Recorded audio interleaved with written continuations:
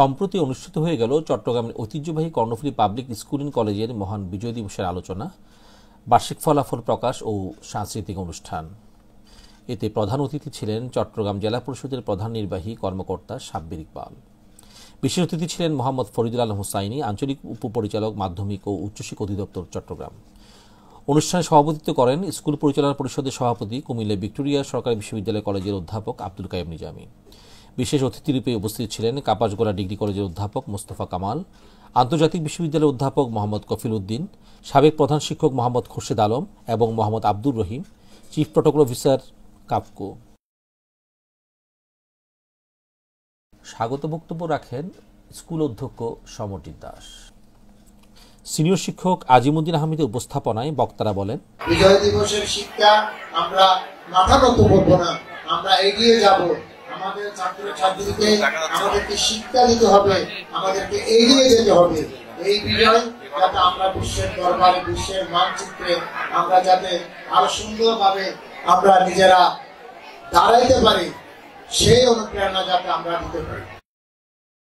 কেননা যদি মেধার বিকাশ না হয়ে থাকে কখনো উন্নত জীবনে আশা করতে পারবেন না। মহান বিজয় দিবসের আলোচনা সভায় আমি পরম শ্রদ্ধার সাথে স্মরণ করছি 1948 সালের ভাষা আন্দোলনের সংগ্রাম থেকে শুরু করে আজকে পর্যন্ত অধিকার আদায়ের সংগ্রামে যে সমস্ত শহীদরা আত্মাহুতি দিয়ে আমাদেরকে বারে বারে আমাদের বাংলাদেশকে সামনের দিকে এগিয়ে নিয়ে যাওয়ার জন্য প্রচেষ্টা চালিয়ে যাচ্ছে সেই সমস্ত বীর শহীদদের। এই চকবাজার অঞ্চলে শিক্ষা বিস্তারে গত 20 বছর অনন্য ভূমিকা পালন করেছে কর্ণফুলী স্কুল অ্যান্ড কলেজ। খুব কাছ থেকে দেখার আমার সুযোগ হয়েছে একেবারে প্রতিষ্ঠা লগ্নের শুরু থেকেই এই পর্যন্ত, এবং শিক্ষা বোর্ডের বিভিন্ন পরীক্ষায় কৃতিত্বপূর্ণ রেজাল্ট করেছে। এই স্কুলের এবং কলেজের শিক্ষকরা অনেক পরিশ্রম করে আমাদের শিক্ষার্থীদের মাঝে মানসম্পন্ন শিক্ষা বিস্তারে গুরুত্বপূর্ণ ভূমিকা পালন করছে। সেজন্য আমার পক্ষ থেকে শিক্ষকদের প্রতি ধন্যবাদ এবং কৃতজ্ঞতা প্রকাশ করছি। অন্যান্য স্কুলের মতো এখানে সুযোগ সুবিধা নিশ্চিত করা না গেলেও শ্রেণী কার্যক্রম পরিচালনা, ক্রীড়া এবং সাংস্কৃতিক কর্মকাণ্ডে এই স্কুল গুরুত্বপূর্ণ ভূমিকা পালন করছে। সেজন্য স্কুল কর্তৃপক্ষকে আমার পক্ষ থেকে ধন্যবাদ এবং কৃতজ্ঞতা প্রকাশ করছি। আমাদের এখানে জনপ্রশাসন ঊর্ধ্বতন কর্তৃপক্ষ আছেন, একজন কর্মকর্তা আছেন, শিক্ষা প্রশাসনের একজন কর্মকর্তা আছেন। স্বপ্ন দেখতে হবে আমি পৃথিবীর রাজা হব, স্বপ্ন দেখতে হবে আমি পৃথিবীর সবচেয়ে বড় আলোকিত ব্যক্তিত্ব হব। স্বপ্ন মানুষকে অনেক দূর এগিয়ে নিয়ে দেয় এবং আত্মবিশ্বাস, পাশাপাশি আত্মবিশ্বাস রাখতে হবে। তো আমি শিক্ষার্থীদেরকে অনুরোধ জানাবো যে পৃথিবীর সবচেয়ে মূল্যবান জিনিস সেই জ্ঞানে গতি হবার জন্য। শিক্ষাই শক্তি, শিক্ষাই মুক্তি। আমি সবাইকে বলবো শুধু ওই দুটো লাইন মুখস্থ করবেন, শিক্ষাই শক্তি, শিক্ষাই মুক্তি।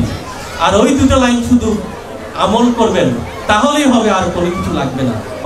ক্যারম থেকে শুরু করে দাবা পর্যন্ত, বাস্কেটবল থেকে শুরু করে যত রকম ক্রীড়া সামগ্রী লাগবে সবগুলি ইনশাআল্লাহ আমি জেলা পরিষদ থেকে আপনাদেরকে উপহার দেব। আমরা মহান মুক্তিযুদ্ধের যে সকল বীর শহীদের কারণে আমরা আজকে স্বাধীন বাংলাদেশ পেয়েছি। আজকে বিজয় দিবসের আলোচনায় আমরা তাদের প্রতি তাদের ভয়ের মুক্তি কামনা করছি, তাদের প্রতি শ্রদ্ধা জানাচ্ছি, বিনম্র শ্রদ্ধা জানাচ্ছি।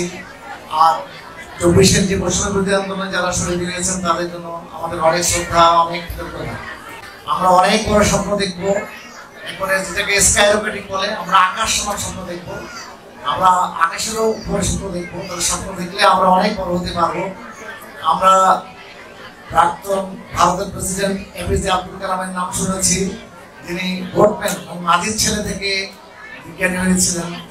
আমরা আমেরিকার প্রেসিডেন্ট বারাক ওবামার কথা জানি, যিনি অতিসাধারণ ফ্যামিলি থেকে আমেরিকার প্রেসিডেন্ট হয়েছিলেন। সুতরাং আমরা আমাদের বাচ্চাদেরকে বলবো, আমাদের ছাত্রদেরকে বলবো ওনারা স্বপ্ন দেখবেন। স্বপ্ন এবং যে স্বপ্ন রাত্রের স্বপ্ন না, যে স্বপ্ন আমাকে ঘুমিয়ে রাখে সে স্বপ্ন না, যে স্বপ্ন আমাকে অস্থির করে ফেলে বাস্তবায়ন করার জন্য। যে স্বপ্ন আমাকে বড় হওয়ার জন্য অনুপ্রেরণা দেবে, সেই স্বপ্ন আমরা দেখবো। দ্বিতীয় পর্বে শিক্ষার্থীদের পরিবেশনায় ছিল মনোজ্ঞ সাংস্কৃতিক অনুষ্ঠান।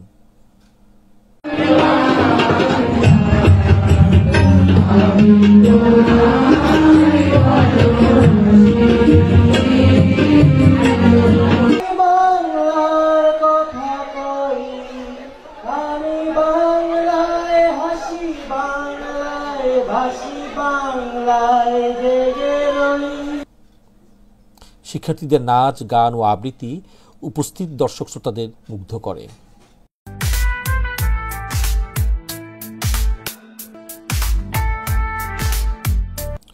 সবশেষে কৃতি শিক্ষার্থীদের হাতে পুরস্কার তুলে দেন অতিথিবৃন্দ।